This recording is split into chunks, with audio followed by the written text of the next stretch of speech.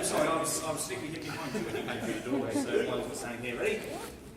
Welcome to Fairfield Halls. My name is John. Up until recently, I was the head of operations here. Do feel free to sit on the sofa. It's not a trick or anything like that. Just that's the furniture going into the building. I was head of operations here. I'm now staying on with the design team and the engineers and the architects to just help them through the project, give them advice, and also where things are in the building. For those who don't know Croydon, we're not very ingenious when we come to naming things. We don't like to think too hard. Therefore, the Fairfield Halls actually sits in the ward of Fairfield. There we go, it took us ages to come up with that one. And the reason the ward is called Fairfield is there used to be a field where they held fairs. There we go, it's about as ingenious as that. We don't worry about much more than that. The fairs are actually on site for about 5.5 centuries, up until about 1866, when the then very sober burgess of Croydon decided it was a terrible idea to have all this drunken policy going on the other side of the road from the town hall. So they put pay to it, cancelled the fairs, and took over the land themselves. Land was in council control, didn't really know what to do with it, so they temporarily gifted it to the Brighton Railroad Company. Those who know your Croydon history actually know there used to be a train station just across the road there, where Queen's Gardens is, called Croydon Central. There's actually still the retaining wall in there, the embankment wall, so if you do want to go and look over there and have a look later, it's on the right hand side as you go in. And this land here was used for the railroad sidings. This is where they used to dump all the trains when they finished using them. That was true up to about 1933. Council then took the land back again, just trying to decide what to do with it. Umdenard, used as a bit of dumping ground, car park and all the rest of it, until 1935. In 1935, they decided they wanted a civic centre. Quite rightly so, as they should. So in 1935, they wanted the civic centre, so they ran a competition, quite cunningly, to try and get designs for it. The reason, of course, it's quite cunning. You throw out a competition internationally to all the architects that are around the world. You say to them, come and design us a civic centre. You pay £500 as the first prize, which obviously is a damn sight cheaper than paying your architect's fees. Very obviously of its time, very Italian fascist if you look at it. Very open spaces. You've even got a plinth at the back there to do speeches to the assembled masses if you decide you want to. So there we go, very much of its era. Obviously was never built.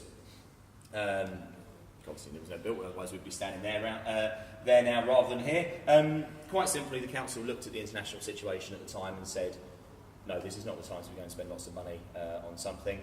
So they changed their minds, they decided not to do it. Obviously, quite rightly so, 1939 rolls around, the outbreak of the war. The land is still sitting empty. So the council are umming and ahhing, trying to decide what to do with the site, and come up with a rather extreme idea that they will build a massive underground air raid shelter. It would have been one of the largest in the country at the time. Actually, it was set to house 30,000 people and up to 800 cars. I don't know why the cars were so important, but they were back then.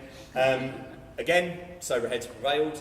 They decided not to do it because they suddenly realised building a giant underground city in the centre of Croydon for 30,000 people, probably most of them would be the drunks they kicked off the Fairfield the century before, was a very terrible idea. What they did do instead, though, they did use the land to display this Messerschmitt. This Messerschmitt was actually shot down on the Surrey Downs, not too far away, so it's brought into Croydon. They put a fence around it, charged everyone sixpence to come and have a little look. Actually incredibly successful, people were queuing around the block for weeks, raised nearly £5,000. Of course, imagine 1940, £5,000, an exceptionally large amount of money. The money was actually put towards paying for a new Spitfire, and the Spitfire carried the Croydon coat of arms. Don't know much more than that, don't know what happened to it, don't know if it even ever actually saw action, but we do know the plane existed. Post-war, money starts becoming available. Council therefore decide to go back to their idea of having a civic centre, and there we are. There's our winning, our final design, again from Robert Atkinson Partners. Some of you are probably looking at it already, going, my, that's awfully familiar. Anyone knows the London venues are looking at it? Anybody? Festival Hall. Royal Festival Hall, yes, thank you very much. Very much same architects, very much an homage to the Royal Festival Hall, especially in the centre section here, where you've got the large windows and the sort of slightly curved roof. Those that don't know the South Bank very well, next time you're up that way, do go and have a look, and you'll see what we mean. Not only are we not very original in naming things, we also like to steal their architecture as well. So there we go. So the building opened in 1962. This is the last photo I've got for you for the moment. This is actually the back of the building, so if you don't recognise the architecture, don't worry, it's not a trick. This is obviously a few months before the building opened. This is where the stage door currently sits. These bits up here are the console dressing rooms, and on this side we have the Ashcroft dressing rooms and the Ashcroft loading shutter, which we're going to talk about in a moment. Right, if everyone's had a chance to let the blood flow back to their feet and have a rest, by all means do stand up. We're going to start our walk around in the Ashcroft.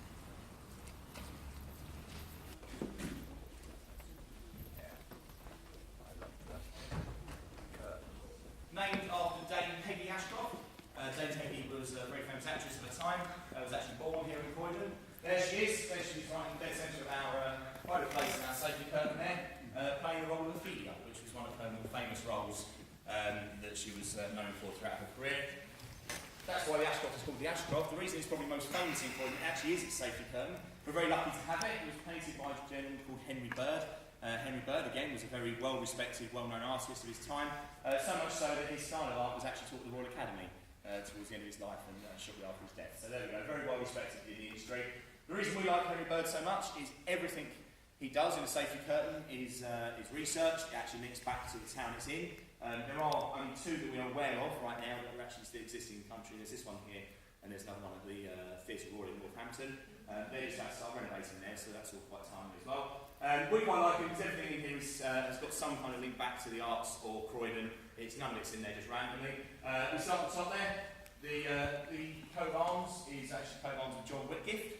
John Whitgift was once the Archbishop of Canterbury. For those who are local to Croydon will know the Whitgift Foundation especially.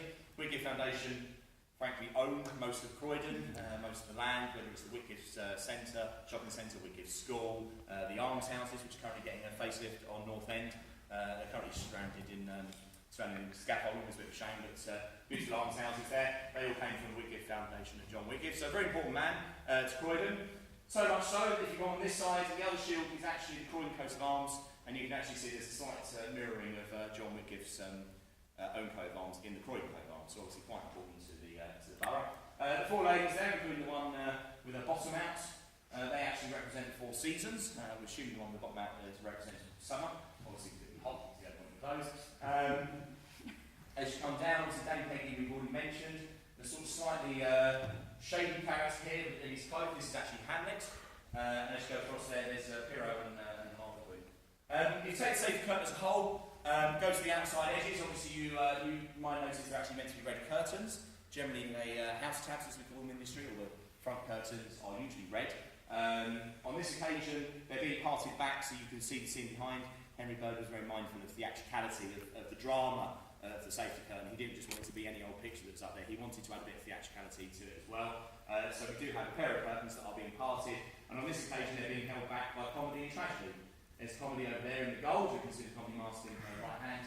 As we come over this side, sort of slightly dour, sad-looking lady is tragedy, and has the tragedy mask in her left hand. In the bottom corners, the gold sections here. There again, they link back to the different venues and the history of Croydon Theatre.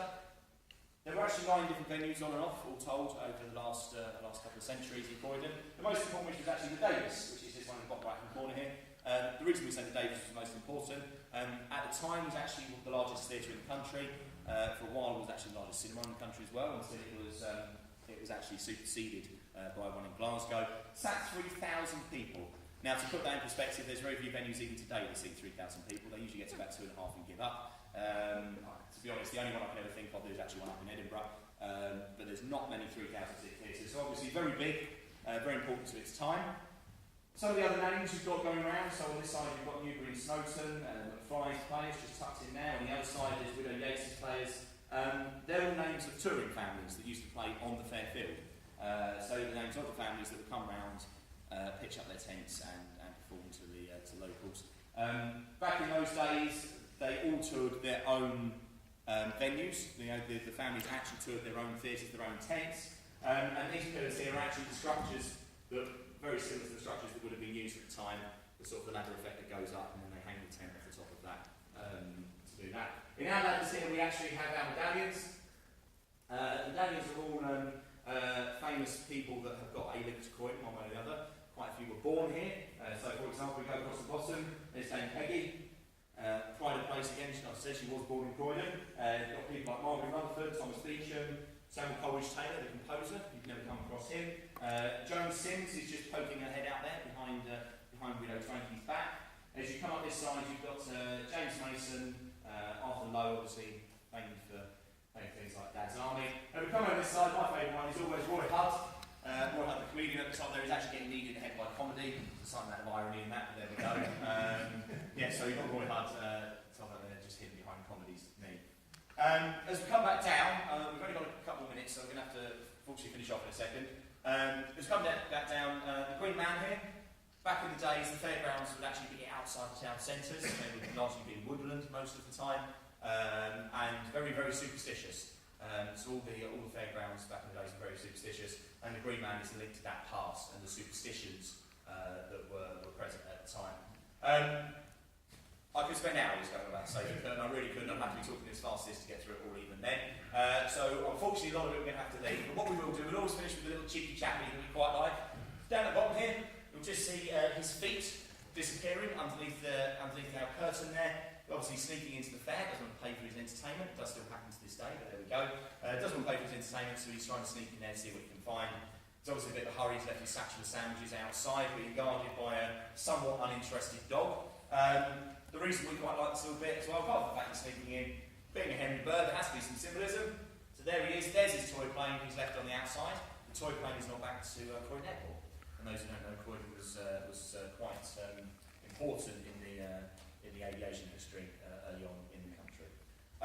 As I said, there was a hell of a lot more, but unfortunately we simply don't have time. So if you do want to stand up, we're going to start making our way through this way.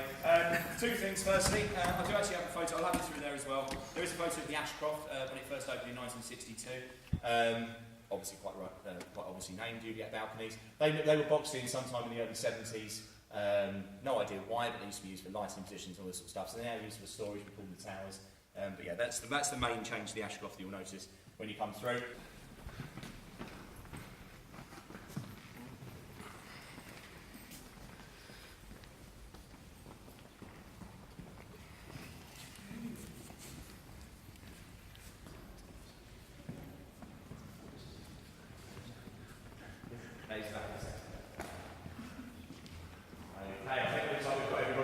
So this is the Ashcroft Theatre stage. As I was just saying, gentlemen, yes, that is the back of the safety curtain. So if you're trying to orientate yourself, your audience just there, you've gone through some sort of weird times because you come through the doors there. First thing everyone sort of tends to notice for the Ashcroft is actually very narrow. So that piece of ground wood there is actually the edge of the safety curtain. It's also the edge of the sight lines. So obviously when you've got an audience in and you're trying to hide things that are not in use from them, whether it's bits of set, props, artists, technicians, control desks, power units, anything like those sort of lines. Obviously a wardrobe, it all has to be hidden somewhere. That is your ring space. That's all you've got. You've got a little bit less on the other side, we'll talk about why in a second. That's it. That's all you've got. Of course, the one big problem with the Ashcroft therefore is you can't take the bigger, better shows because you can't actually hide them when you're not actually using them. So anyone comes in with a massive set, obviously you've got to have somewhere to tuck it and it doesn't quite work. The idea as part of the refurbishment then is to open up the wing space. So I'm going to bash through the stage right wall there. People don't know, that is stage right, this is stage left. It is from the artist's point of view. As the artist look at the audience, sorry, but on this occasion they are more important than the rest of you. Unfortunately, you just have to deal with that one. So there we go, we go through the stage right wing, build up a bit more space. The idea being the more space we have, the bigger shows you can fit in, the bigger shows, obviously the more audience you tend to get, more audience, the more self-sufficient the venue comes. The reason the wings are slightly smaller on that side is you'll notice our counterweight flying cage. That's also linked to the grid that's at the top there. So that bit at the top there is called the grid, quite obviously so. You can see the grid layout of it. It's very unusual to see a grid completely empty. There's usually something hanging in it. Thankfully, we're lucky enough to have it else completely clear for a change. Probably the first time in about 30 years that's been like that. The black bars at the top there are actually running parallel to the front of the stage. That's what we call our fly lines. Everything in the theatre that goes up and down basically is flies. That's the simplistic way of putting it. The Ashcroft is what we call a counterweight flying house. So those bars there are attached to a bunch of steel pulleys which go across the roof, down to the side here, and attached to our cradles, which sit in our cage at the far side there. And basically there's a cradle behind each rope. The idea being, whichever weight, however much weight you put on the bar, you're matching the cradle on the far side, assuming everything's balanced, it's all nice and easy, it moves through things, you get the smallest person in the country to come and take the brake off and pull the rope, everything moves fine. Doesn't always happen. Flymen are notoriously bad for misweighting stuff. They do like to overweight and underweight things, and therefore you don't take the brake off and then all of a sudden you crash a bit of set into the floor and hope you don't break it. But there we go. They like to be butch and manly, you see. They like to go and show off. So the rest of us that can't move it sort of have to call their help and they come and do it. And of course it's all very easy for them because they're all manly. But there we go. On the upstage edge there, you do have the loading shutters. As you can see, they're very narrow. Not a lot of space. Again, same problem with the Ashcroft of making everything a bit skinny. Obviously, if you've got a show coming in at 9 o'clock in the morning and the performance is at 7 o'clock at night, you don't have a lot of time. time. You have to rush it through as quick as you can, and obviously having very narrow loading spaces doesn't really work. That actually goes through to our scene dock and then out into the yard, which was the shutter I showed you on the photo when we were out the front. So the idea is, again, open the shutters up, make it all nice and easy and open at the back there. May or may not be able to take the pillars out, in which case we lose the back wall, but mainly because they're structural, but they're looking at that at the moment. But the idea is if we can make the back wall a lot more permeable, it doesn't matter if you can't fit your set in the wings, because you can fit it upstage. So it's, again, it's out of the way, it's hidden from the audience whilst you're trying to do other things. So there we go, right, that's the Ashcroft, but not much else. It is quite small. When we talk about loading in the console in a minute, then that's important, so just keep that in your heads as we go up.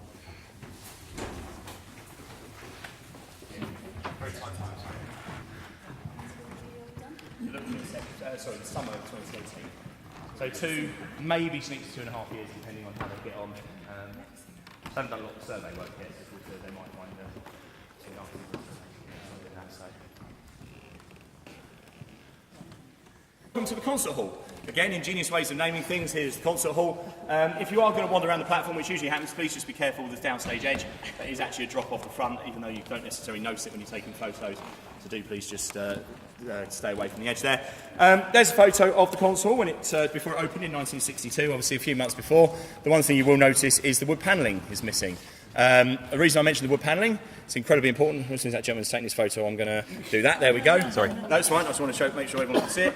The reason we mentioned the wood panelling, it's very, very important to everything in here. Acoustically, the concert hall is actually one of the best in Europe. It's near on perfect. There's only a slight amount out. We mentioned the Royal Festival Hall earlier. I get to put my little dig in now, it's a lot of fun. Royal Festival Hall was the same acoustician, Hope Bagnall. It was long maintained that Hope made all his mistakes at the Royal Festival Hall and got them all right here. They've spent somewhere in about the region of £140 million on and off trying to fix their acoustics. They're not there yet. We're quite smug because ours are damn good. There we go. Right, everything in here, as I said, is important, so much so the platform you're standing on is actually made out of maple. Apparently that is important to acousticians. I have no idea why, but there we go. Big old dents in the wall there, obviously, to help the acoustic bounce. But the bit that everyone always misses, the thing that everyone always thinks is there just to make the place look pretty, if you actually look on the bottom of the seats, are lots of rows of little holes. The holes are actually there for a reason. They're not there just to make us look nice. They're actually there for the acoustics. The idea being that if the seat is up and unoccupied, it gives exactly the same acoustic reflection as whether it's down and somebody's in it. So in theory, whether there's nobody in the house, because we do get used for recording sometimes, but obviously that's not open to the public, but whether it's no one's in the house or there's 20 people in the house, or even if you go up to the full 1500, which you can fit front of house there, the acoustics should be exactly the same. I say 1500 you can fit in the front of house. You do have the choir stalls at the back there, which you can fit another sort of 250, 300 in if you're trying to squeeze them in. Therefore takes you up to nearly 1800 in the capacity. We've mentioned the loading. That's where the goods lift comes up. I pointed out as we came off the Ashford stage. Obviously very narrow, very small. Here's my little moan that I get to dig in most of the way around the tours, which is always handy. Those who might have come to see Annie a few months ago. Annie was a very, very big, heavy set, box steel. You know, some of the pieces were a 10 or 12 person lift and we still struggled to move them because they were so ridiculously heavy. Big problem is, if you've got 25, 30 foot flat, it's not going to fit in that lift. You saw how small it was.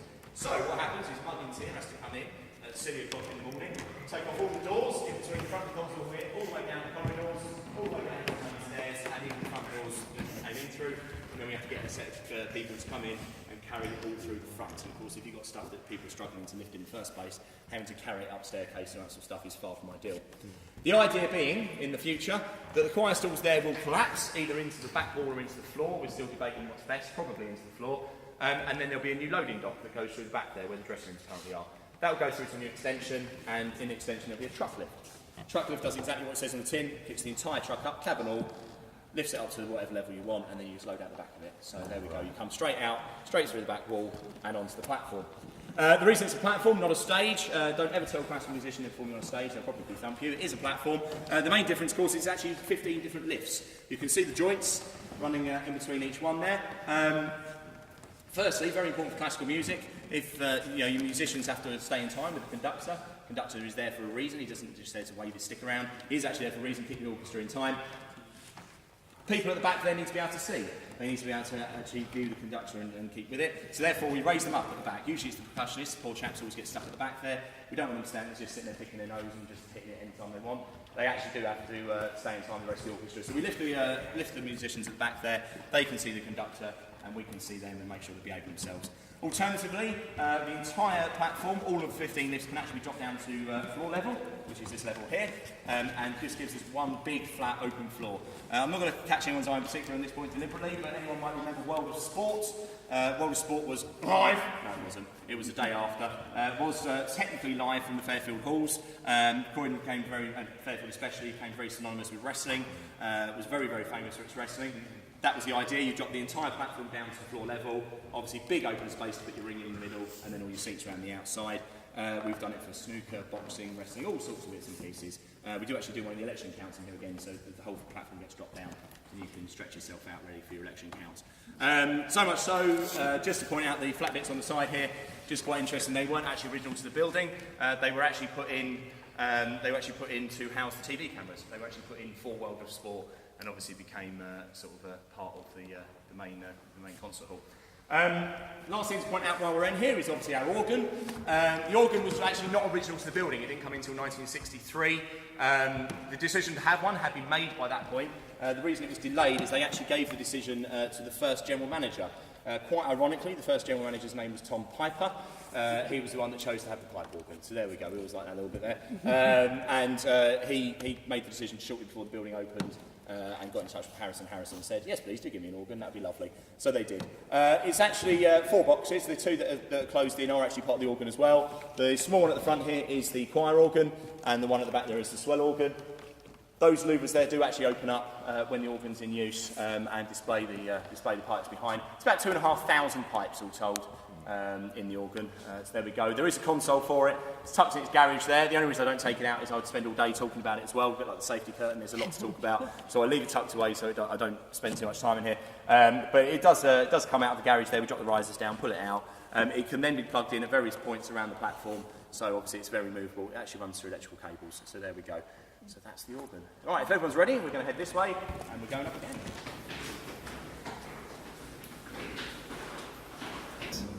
It's crazy, isn't it? That isn't him, that's somebody being out. It's got Facebook kind of on the Obviously the building was opened in 1962. It's actually November the 2nd, 1962. It was opened by the Queen Mother, Queen Elizabeth. She is on the wall there, signing the original guest book, and the gentleman behind her is actually John Aston. John Aston was the mayor at the time. The building opened. He also founded the Fairfield Corps of Stewards. So if you've ever come to see a show here, you would have seen the stewards. They're the ones checking your tickets, making sure you end up in the right seats, you get to enjoy yourselves. More importantly as well, if there had been an emergency at any point, they would also be the ones evacuating the audience. Interestingly, the stewards were actually all volunteers, all 100 of them, including their own board.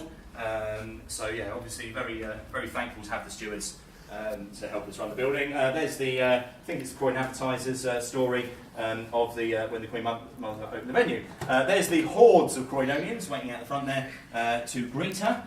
And we always flip past this one quite quite quickly, because there she is in all her finery, and she's just going down the receiving line, and there she's just about to meet John Aston. You may notice a slight pained expression in her face. It is not, oh dear God, I'm in Croydon, what have they done to me? She actually was in quite a lot of discomfort. No one was entirely sure why. So the next day they took her to the hospital, got her checked out. Turned out she actually had a broken foot. So the Queen Mother opened the building with a broken foot. There we go. So don't say what you want about the royals. They do tend to go through with things if they can. There we go. There she's giving her opening remarks before the building opened. And if I flip that one, there we go. There's a picture of the opening concert. BBC Symphony Orchestra. You actually, as I said earlier, you can see the organ isn't there. You've actually got people sitting in the box there. The opening concert was the BBC Symphony Orchestra being conducted by Malcolm Sargent. There he is on the wall there. Obviously you've got the Queen Mother in the background. Right, we are going to go through to the royal box now. 2 things firstly. It is the worst seat in the house. We don't care about the royals when they're here. They're not here to enjoy themselves. They're here to be to sit down. They're not allowed to see anything or hear anything. They have to sit there and lump it and then be ogled by the general populace. So what you will notice by the royal box is very much they're there to be seen rather than to sit and relax. The other thing is actually we're going to come out past the royal toilet. Oh yes. So it's all no hold bar. We are going to go past the royal toilet. I quite like it. It's the only part of the building that's actually still got its 1960s features. So those around in the 60s will probably even recognise the wallpaper and go, my God, what were you thinking? How bad it really is.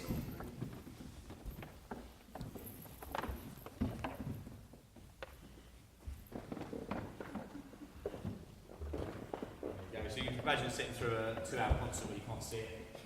You can already tell as well the acoustics aren't anyway. I mean, still comes is actually Chris Edward. He's still the only one that comes on a regular basis. He actually can't stand all box. He's a massive fan of classical music, so much so he's actually a patron of London Mozart players, who were till recently one of the resident orchestras. So when Prince Edward comes, he always sits in the main body of the auditorium in front of the upper stalls there, so he gets the full hit of the acoustics, and obviously you can see everything.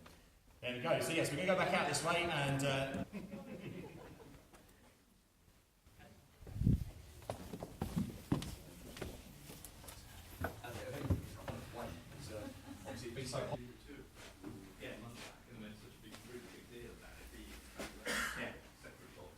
Yeah, that's it. And it's up by next to the Barbican. It was done for the Guildhall Music and Arts, and they've got a new venue, and they've done exactly that. They've done a box in a box and suspended the whole thing. So you've got the acoustic separation, but no, here it is just lump it onto the concrete. Right. There are air brakes in the walls, but it is all still part of the main structure. Right, so now everyone's recovered from seeing the Royal Toilet. I know it's exciting. Obviously, the heritage of the building are the people that have played here over the years. Basically, back in the 60s and 70s, anyone was here, all the way from Kraftwerk to Cliff Richard to David Bowie to the Beatles to Lulu, all sorts of bits and pieces. Croydon was one of the places to come and see shows. The Beatles actually played 3 times in 1963, twice on the 25th of April, where interestingly enough they weren't top of the bill. Before anyone asks, it was Bee Bumble and the Stings. There we go, you can tell I've been asked that a few times recently. But they did come back once in September. Played a gig then when they were top of the bill. The only reason we always like to highlight the Beatles, there is a bit of a story behind them. Back in 2012, when the building turned 50, we actually started a new website called Fairfield at 50. It's a very good website. It's still active if you want to go have a look. It's an archiving site, basically. It's got copies of pictures of artists and programmes and posters and all sorts of bits and pieces in there, copies of diaries and stuff that you can have a look at, and it's all, it's fully searchable, keyworded and all the rest of it. But more importantly, when it started, you could submit your own pictures, you could submit your own items. And John, the marketing manager who's running the project, came in one morning, opened up his emails, and there was an email from a certain gentleman with a group of photos just called Beatles 1, Beatles 2, Beatles 3, etc, etc, etc. John, being as giddy as a schoolboy, could see what was coming, opened them up, and of course there they were. Never seen before photos of the Beatles at the Fairfield Halls. Firstly, of course, anybody knows anything about pop memorabilia, anything to do with the Beatles that hasn't been seen before is worth an absolute fortune. So John, being the decent gent that he was, actually arranged brokered the guy an image deal. So I believe he's actually earning quite nicely out of it now, because they have been used quite extensively since they were found. But the bit I quite like about it is that the photos actually came back by chance. Turns out the gentleman concerned was actually the son of a steward. And had to run a photography project for school, I believe it was. So he asked his dad, "Can I come in to work with you?" His dad asked the manager said, "Yes, of course you can." And the night he happened to come in was the night the Beatles were there. So there they are. That's them on the platform there, where you've just walked across. I don't ever tell anyone while they're down there, because otherwise they'll be there all day taking photos. But yes, you have just been where the Beatles have played. But there are some even better ones, which I don't have copies of, backstage areas and things like that when the Beatles are here. So there we go. Right, if we head around this. So we've just paused temporarily outside the Arnhem Gallery. I've mentioned why it's a gallery. The reason it's called the Arnhem Gallery, for those who don't know, Croydon is actually twinned with the town of Arnhem in Holland. Croydon is actually a military town. It has 2 army barracks. You see, failed quite miserably as an art gallery, so then it became basically a function space. Conferences, events, meetings, parties, proms, trade shows, weddings. You name it, we've done almost everything in here. Boxing, wrestling. We do standing gigs, so there will be a pop-up stage that come up the far end there. You can fit about 700 people in here, which is actually quite nice for a gig, especially with the bar at the back there. It actually comes, it's almost its own standalone venue, so it's obviously lovely to have.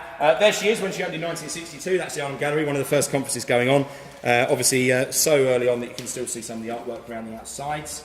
So there we go, very nice clean lines, very 1960s. But that's never the photo of the Arnhem I like. This is always the photo of the Arnhem I like. This one here. Back in the 70s, this was the place to come and get drunk and make idiots of yourselves. Very much the social hub of the entertainment world. Everyone always recognises this chap almost straight away. It is Michael Aspel. It's a very young Michael Aspel. There we go. And this little red-headed lady on there is actually Rula Lenska. So there we go, very young Rula Lenska there, making idiots of themselves. looking stupid. So there we go. We have got better photos than that, but we try not to embarrass them too much, so we keep to the normal ones. We do actually, to this day, still hold the Panto Ball. Croydon hosts the Panto Ball every year. It's been going about 10 or 12 years now, where we invite all the local pantomimes to come round and basically do exactly the same, get drunk and make idiots themselves. So next time you go and see Panto and they're all looking a bit green under the gills and you've gone for like a 10:30 matinee, chances are they were probably in Croydon the night before getting drunk. So I'm sorry about that, but there we go. The idea of the Arnhem is to leave it as untouched as we can. It is the largest flat floor space in Croydon without pillars, so obviously when you are trying to do villas, events and things like that, whether it's gigs or dinners and something like that, then obviously having no pillars is very, very helpful. The main thing that might happen, they are talking about putting a new function room on those 2/3 of the roof, so where that horrible glass roof is upstairs, that needs to be replaced anyway, so we're actually talking about building a new room up there. To do that, the ceiling has to come down slightly, just for a few feet. So we'll just lower the ceiling slightly. It's about 6 metres high as it is at the moment, so obviously losing a bit there isn't the end of the world. So we'll lower the ceiling slightly, put a new room on the top. But ideally, as much as possible, leave it as is. So there we go. If we go back out towards this one, there she is in 1962, that's the foyer. Interestingly, the pillars there are actually blue. God knows why they were blue, but that's what they did in 62. Obviously, as you can see, very clean lines, very open. That used to be my office, that blue metal monstrosity that is there. Actually, as you can see them in here, they used to be alcoves. The architects are actually very mindful that they want to go back towards the 1960s architecture and the heritage of the building. That's the bit they actually quite love. So largely, I think you'll see going back towards this sort of things. All the stuff like the carpet that came in the 80s and stuff like that will be going and becoming a lot clearer. So there we go. That is about all I can think to tell you at the time being. Has anybody got any questions?